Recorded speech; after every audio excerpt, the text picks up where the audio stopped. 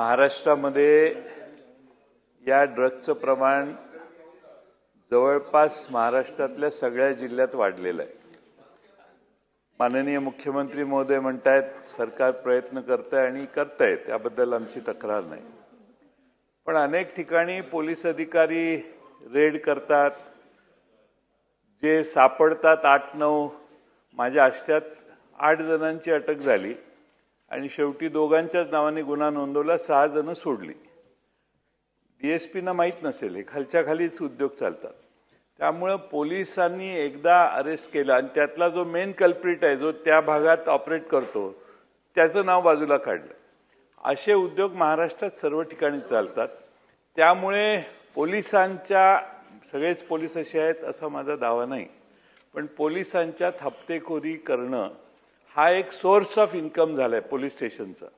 आणि म्हणून आपण माननीय मुख्यमंत्री महोदय, गृहमंत्री महोदय म्हणून आपणाला माझी विनंती आहे की या ड्रग्जच्याशी संबंध असणारे जे पोलीस सापडतील, जे पोलीस अशा ड्रग्जच्या गुन्ह्यांना मागे घालतील, त्यांना तात्काळ निलंबित करावं, चौकशी करून बडतर्फ करावं। हा आकडा किमान 1000चा जाईल, हे टार्गेट तुम्ही पोलीस डिपार्टमेंटला द्या, बाकी सगळे ड्रग्ज कमी होतील। दुसरं, नार्कोटिक सेल काय करतं हा दुसरा प्रश्न आहे।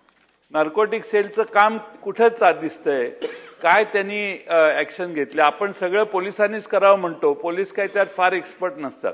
आता आमच्याकडे तर ऑनलाईन ड्रग्ज मागवण्याची व्यवस्था आहे।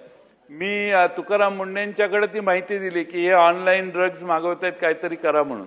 ऑनलाईन ड्रग्ज देशात उपलब्ध व्हायला लागलेत आणि मुलं मागवतात। आता आपण जर त्यात मागवायला कुणाला अनोळखी माणूस गेला तर त्याला तो ड्रग येत नाही, पण त्यांच्या लिंकमधल्या माणसानं जर ते पाठवलं तर ते बरोबर सिरिंजेस येतात, सगळं साहित्य येतं आणि अनेक ठिकाणी इंजेक्शन घेऊन मुलं ड्रगच्या सेवन करण्याची व्यवस्था होते।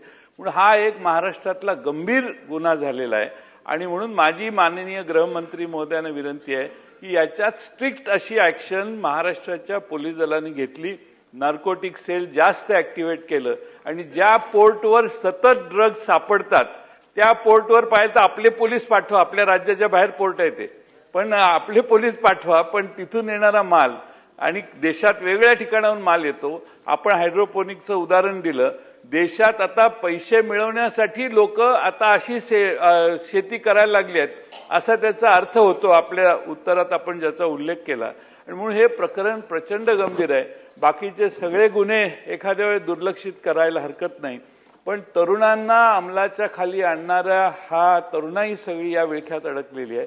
म्हणून माननीय मुख्यमंत्र्यांनी रोज सकाळी 20 मिनिटं किंवा 15 मिनिटं याचं असेसमेंट घेण्यासाठी ब्रीफिंग घ्यावं अशी माझी त्यांना विनंती आहे।